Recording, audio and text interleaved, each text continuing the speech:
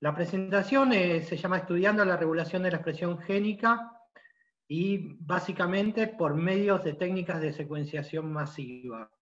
Entonces, vamos a estudiar la regulación de la expresión génica, o sea, la expresión génica y cuáles son los factores y cuáles son las características de comportamiento de estos factores a través de técnicas de secuenciación masiva que básicamente se diferencian de las técnicas más tradicionales o más simples, que acá lo que vamos a hacer es interrogar a todos los genes a la vez, o digamos, a todo el genoma a la vez, en este caso.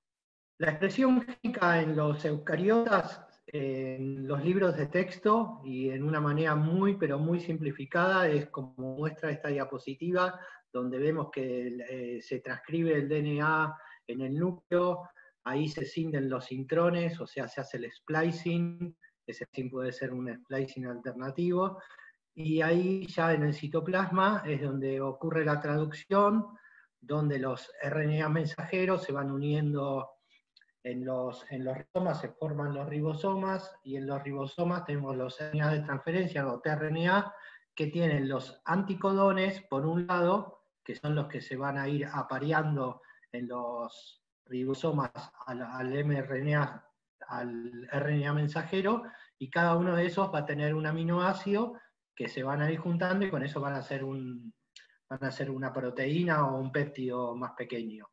Eso normalmente ya ocurre en el retículo endoplasmático. Esta es una visión muy, pero muy simplificada de lo que sería la expresión génica. Si la complejizamos un poco, vamos a tener esta diapositiva donde vemos que en realidad tenemos arriba de todo, tenemos lo que sería el DNA, esto sería lo que ocurre, esta parte es la que ocurre en el núcleo, y donde tenemos que el DNA ya en sí mismo no es simplemente un DNA, sino que está, digamos, ornamentado por nucleosomas que están compuestos por histonas. Esos nucleosomas son dinámicos. Después también tenemos que el DNA podría estar metilado o no puede estar metilado en los dinucleótidos CG, o sea, con la citosina metilada, y todo esto ya va a dar un poco el output. Todos estos procesos se regulan. Después, cuando llevamos a la parte de transcripción, tenemos lo más conocidos, que son los factores de transcripción que se unen en el inicio de transcripción, donde se une la RNA polimerasa 2, si son un tipo de genes, los genes mensajeros, los mRNAs.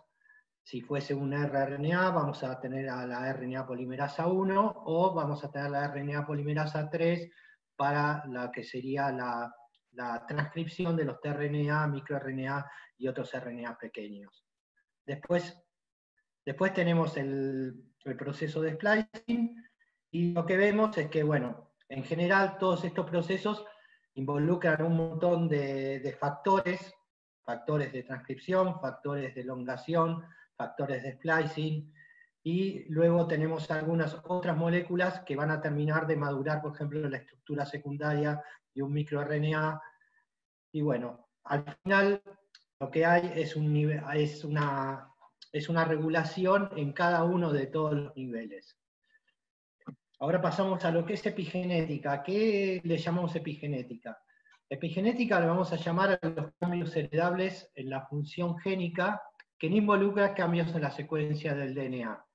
O sea, serían cambios donde vamos a tener algo que está modificando la legibilidad, digamos, cómo se puede leer o cómo se puede interpretar el DNA, aunque el DNA tenga la misma información.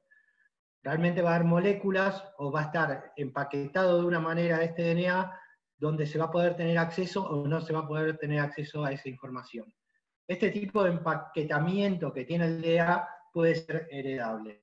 Es un mecanismo heredador que se utiliza, por ejemplo, para diferenciar tipos celulares, también en diferentes estadios de desarrollo durante las enfermedades, como respuesta a estímulos fisiológicos. O sea, son regulaciones generales que lo que van a dar va a ser un output diferente en cada uno de estos estadios.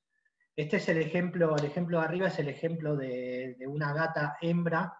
Las gatas hembras pueden tener, digamos, 3 colores, que sería el negro, el naranja o algo que sería que tiene poco color. Pero bueno, básicamente sería una mezcla entre el negro y el naranja. Esto ocurre en realidad lo que el alelo, parte del color, viene determinado por un gen que está en el cromosoma X. El cromosoma X en los mamíferos, en las hembras, al tener 2 cromosomas, lo que se hace es al azar, en alguna de las divisiones celulares cuando está en desarrollo, se activa o se desactiva una de las 2 copias. En este caso vemos que una de las copias tiene el color naranja y el otro tiene el color negro, y lo que vamos a ver es en diferentes sitios de la gata, o sea, en la piel de la gata se va a notar cuál de los 2 cromosomas se activó o se desactivó en ese linaje, o sea, serían patches, serían regiones, donde va a tener o un color u otro color. Cuando vemos qué es lo que está pasando en el núcleo, vemos que en realidad el núcleo, si lo tenemos, vemos que está el nucleolo, donde se están, en realidad es una máquina activa donde se están transcribiendo RNA ribosomales, es algo muy activo, digamos, una región. Y lo que estamos viendo en realidad es que el núcleo no es algo uniforme, sino que tiene diferentes tipos de regiones. Vemos que contra la lámina, digamos, contra la periferia del núcleo, vemos mucha cromatina condensada. La cromatina es el DNA junto con todas las histonas y los nucleosomas, digamos, con todas las proteínas que lo acompañan. A esta que está más condensada y que es más oscura al teñirse se le llama heterocromatina. Y normalmente es una cromatina que está inactiva. Normalmente se tiende a pegar a lo que es a la lámina nuclear. Y luego tenemos lo que se llama la eucromatina, o se llamó eucromatina, que sería la cromatina que está descondensada y por lo tanto accesible a factores de transcripción y por lo tanto susceptible a transcribirse. Entonces, en principio podríamos generalizar que la heterocromatina está silenciada y la eucromatina está activa. ¿Esto cómo se logra? Y la eucromatina, en realidad lo que tenemos es que, si bien tenemos nucleosomas, o sea que realmente el DNA está enrollado a los nucleosomas, a las histonas, lo que vemos es que estos nucleosomas tienen unas características en general que están más separados, y por el otro lado, cuando miramos la heterocromatina, vemos que están más empaquetados, que están más juntos unos con los otros. Con lo cual vamos a variar la accesibilidad. En general, también se puede decir que las histonas que están en la eucromatina, que están separadas, están acetiladas, y por norma general las que están en la heterocromatina están metiladas. O sea que hay una relación entre la metilación o la acetilación de las histonas con respecto a su accesibilidad para lo que es la regulación. Aparte de lo que es la metilación de las histonas, otro mecanismo que tiene la epigenética para poder activar o desactivar genes es la metilación de las citosinas. Sobre todo en mamíferos, las citosinas que están al lado, o sea, los dinucleótidos CG. Los dinucleótidos CG de un lado se ven como CG, y si los miramos del otro lado también se verían como CG, que sería complementario GC. En realidad lo único que se metila son las citosinas. Esta metilación de las citosinas lo que hace es que los factores de transcripción no se puedan unir. Con lo cual podemos decir que cuando normalmente tenemos regiones que están metiladas, son regiones que son transcripcionalmente inactivas. Es normal que encontremos citosinas metiladas encima de elementos transponibles, o sea, encima de transposones. Es una manera de reprimir que los transposones no empiecen a saltar de un lugar al otro del genoma. Luego también en los genomas de vertebrados vamos a encontrar algo que se llaman CpG island, que son C pareadas con G, lo que veíamos antes, CG, en una de las cebras, digamos, donde se tienden a acumular un montón de estos dinucleótidos CG. Estos dinucleótidos G normalmente están asociados a un tipo de promotor, y este tipo de promotores son promotores ricos en CG que normalmente se regulan por metilación. Son promotores diferentes que los promotores normalmente asociados, por ejemplo, a TATAVOX, que son promotores asociados a otros tipos de genes y que no se van a regular por metilación, sino se van a regular por los factores de transcripción o en realidad también por nucleosomas, que lo vamos a ver un poquito más adelante. Por otro lado, tenemos que tener en cuenta que los factores, las histonas acetilasas y las metilasas y los factores remodeladores de la cromatina en general van a estar interactuando con este tipo de metilación que es con las citocinas. O sea, en cierta manera hay un diálogo, un crosstalk entre lo que es la metilación de las citocinas y la metilación o acetilación de los nucleosomas que están en los de las histonas que están en los nucleosomas. Si lo miramos como algo más general, hablamos de niveles de metilación. Este sería el porcentaje de metilación general de todo el genoma junto. No vamos a hablar de un gen ni de una región génica, sino de todo el genoma. Vamos a ver que, por ejemplo, en vertebrados, vamos a ver que los niveles de metilación cambian mucho de acuerdo al estadio de desarrollo embrionario, que es el gráfico que se muestra acá.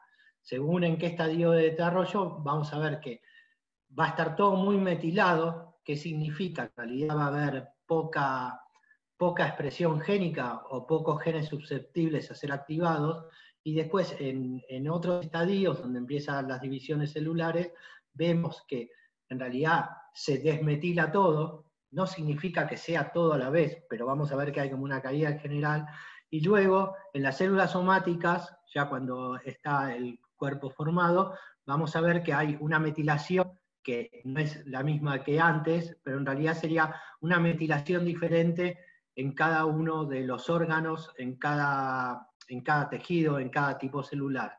Mientras que las células germinales, digamos, mantienen otro tipo de metilación. Esto es como muy en general. En las plantas no ocurre exactamente esto, pero también la parte del desarrollo está de alguna manera regulada por los niveles generales de metilación.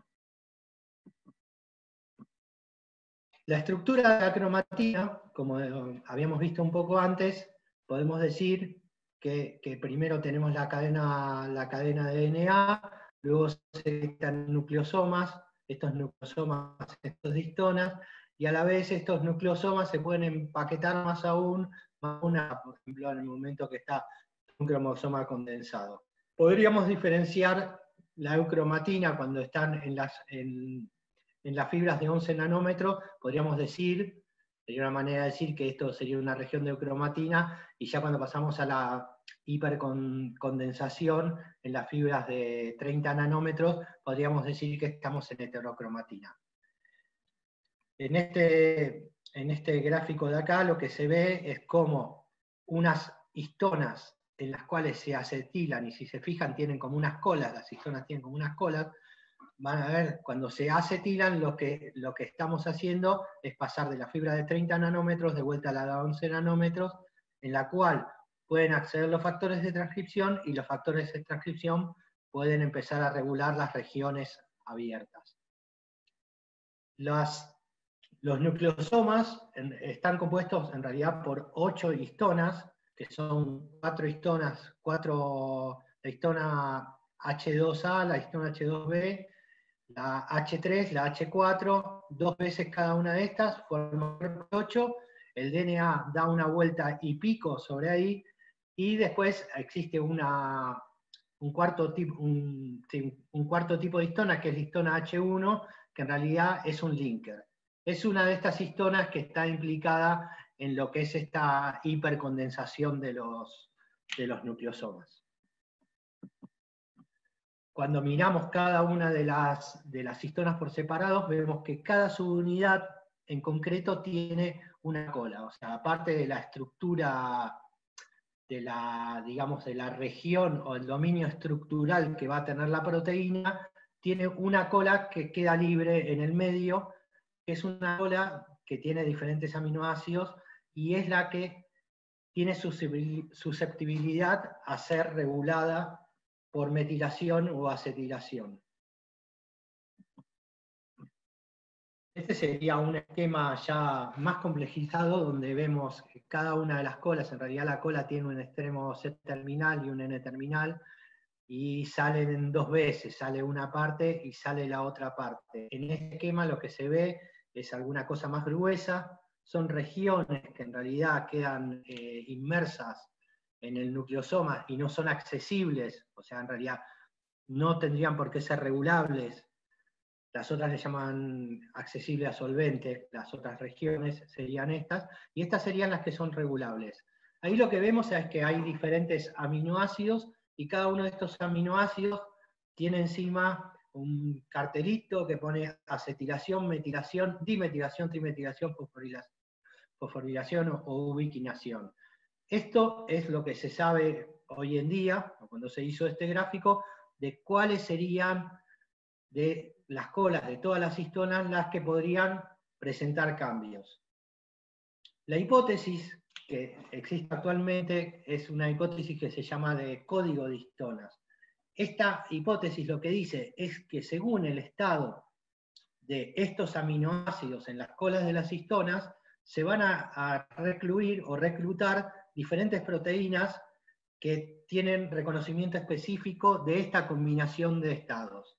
En realidad no se sabe tanto, pero que sí se está tratando de entender cada uno de estos aminoácidos, qué cambios tienen y quiénes son los que pueden cambiar en cada uno de estos aminoácidos. ¿Tiene alguna pregunta? No, se entiende bien. ¿Se entiende bien? Bien.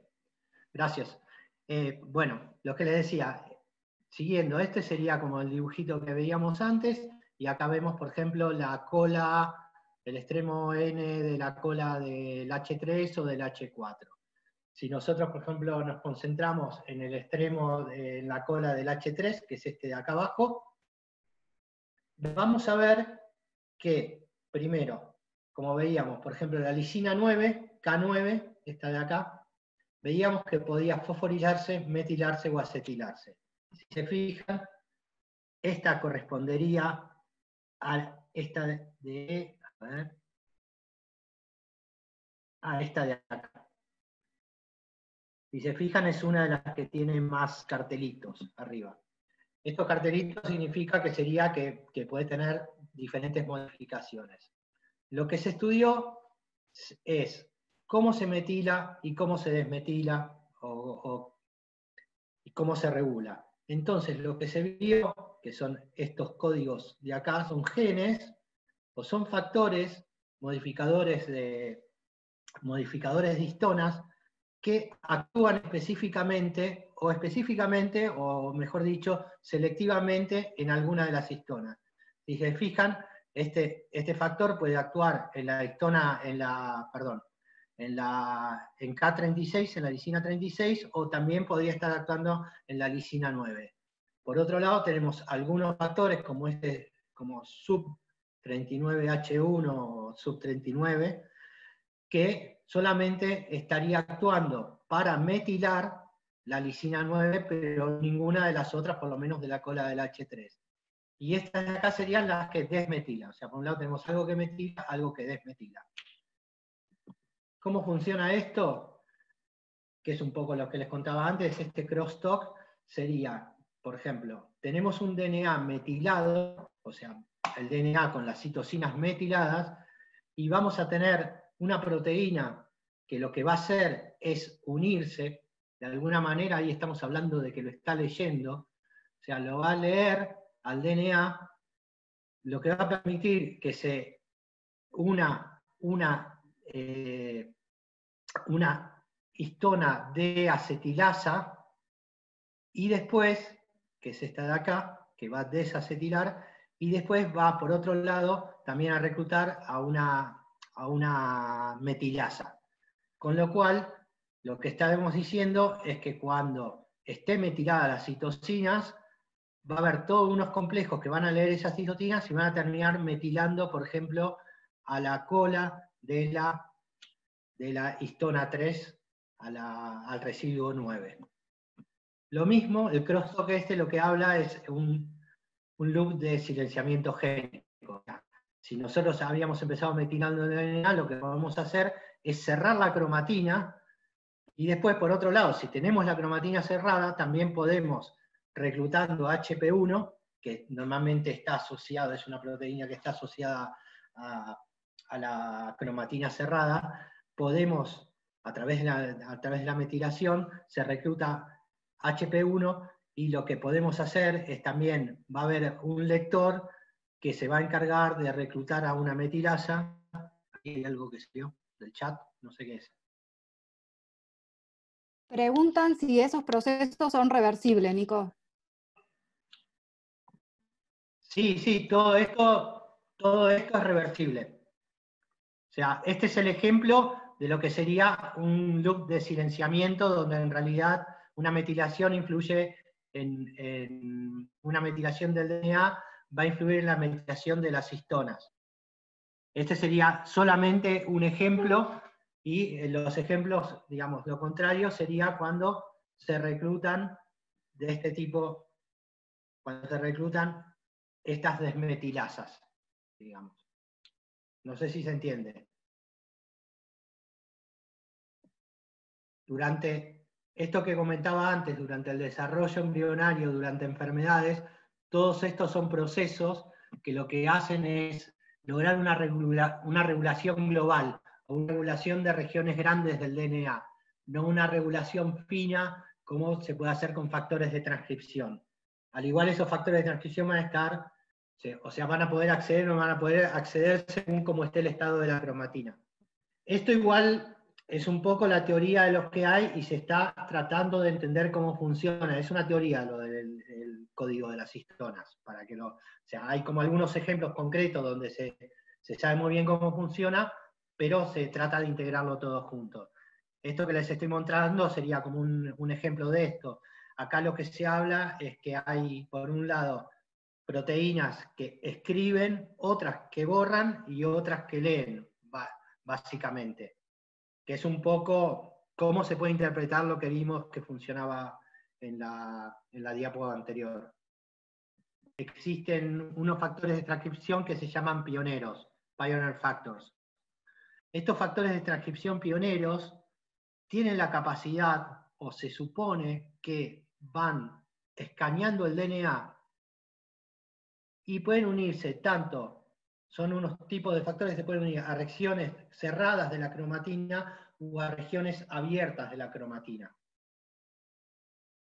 Cuando estos factores se unen, estos serían un factor que podría estar abriendo la cromatina.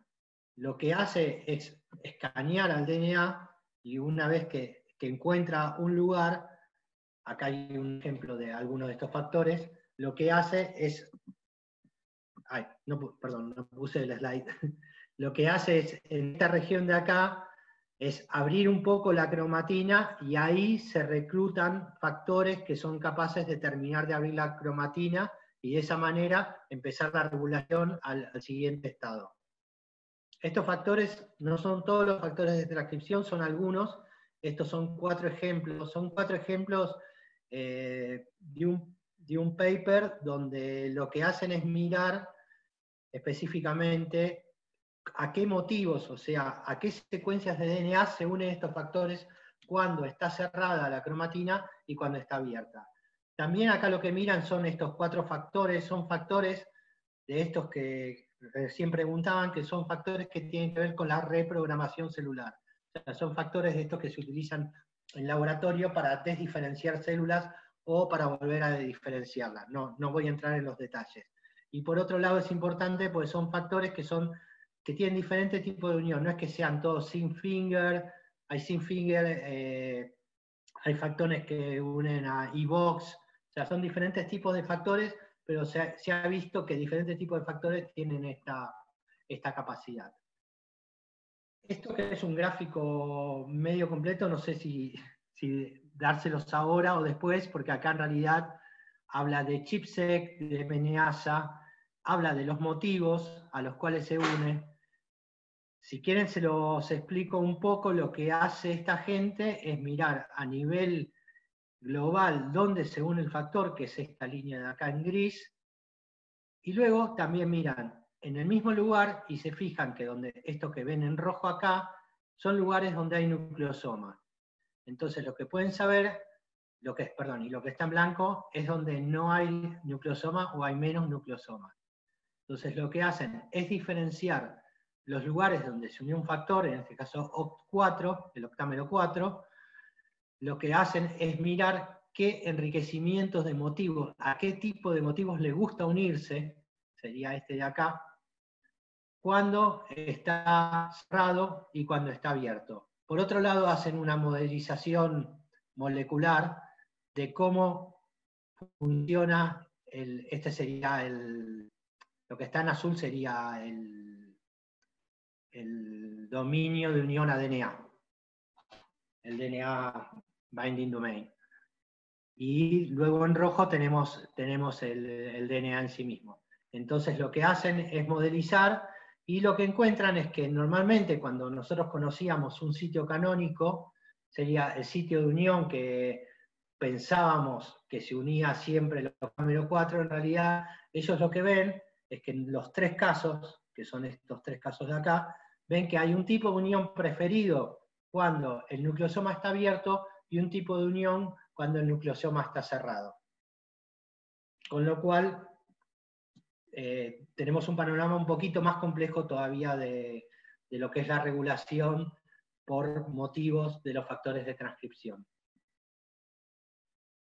Bueno, siguiendo un poco con eso, en realidad lo que pasa y lo que se vio que pasa es que en realidad no es simplemente que la cromatina está abierta o cerrada linealmente, sino que se forman estructuras tridimensionales, chromatin loops, que lo que van a dar son estos TATs, que son dominios topológicamente asociados, o sea, dominios que están asociados por la forma que tienen, o los lugares. Entonces, lo que se va a lograr finalmente es que haya dominios asociados, y aparte de estos dominios podrían estar abiertos o cerrados. Por otro lado, este tipo de regulación lo que hace, permite acercar, por ejemplo, enhancers o silencers a regiones promotoras que podían estar en principio, si consideramos el DNA como algo lineal, podrían estar muchísimo más alejados, y de esta manera lo que tenemos es que en realidad la estructura 3D va a ser característica. A ver, este es un poco lo que estamos hablando. Podía tener una estructura 3D, es un ejemplo de vuelta, una estructura 3D característica de un locus para un tipo celular que para otro tipo celular, con unas implicancias en la regulación de los genes que quedan atrapados dentro de estos loops. O sea, podría quedar un gen y otro, dos genes atrapados en dos loops, donde uno se está transcribiendo y el otro está reprimido, y en otro tipo celular se organiza la cromatina de otra manera, y esa organización lo que hace es que los dos genes queden atrapados en el mismo loop. Ese es el ejemplo que les decía antes, mucho más simple, en un dibujito muy simple, donde se ve CTCF. CTCF es una proteína que une al DNA, que siempre era conocida como proteína aisladora, como isolator. Lo que hacía esta proteína, se sabía que aislaba regiones del DNA. Esto antes de saberlo, de poder empezar a entender la estructura 3D. Por un lado, esta proteína aísla regiones del DNA, y por otro lado es capaz de juntar las dos hebras y de formar loops. Así que se vio que esta proteína está muy implicada en lo que es la estructura. Es una proteína bastante estructural, y necesita de otras proteínas que serían las que van a regular dónde está o dónde no está. Este es un ejemplito donde te muestra un poco lo que decía Lore, que en una célula cancerígena, no recuerdo ahora muy bien de dónde sale el ejemplo, en una célula cancerígena donde tenemos a un sitio de unión de CTCF, lo tenemos metilado, CTCF no es capaz de unirse, y lo que hace es que el loop de un enhancer activo activa el promotor de un oncogen, y esto podría ser uno de los factores que estén implicados en que esta célula sea tumoral. Es un ejemplo bastante sencillo, pero que explica esto. Estos son ejemplos de algunas conformaciones, lo que le decía, o sea, lo que se está estudiando, cómo se conforman, o sea, cuál es la estructura, cuál es la topología de estos locus. Entonces ya un poco se trata de no hablar de cada uno de los genes por separado, sino ver en cómo quedan organizados. Por ejemplo, esto es, después de la diferenciación, cómo se organizan estos locus y qué implicancia tienen estas organizaciones.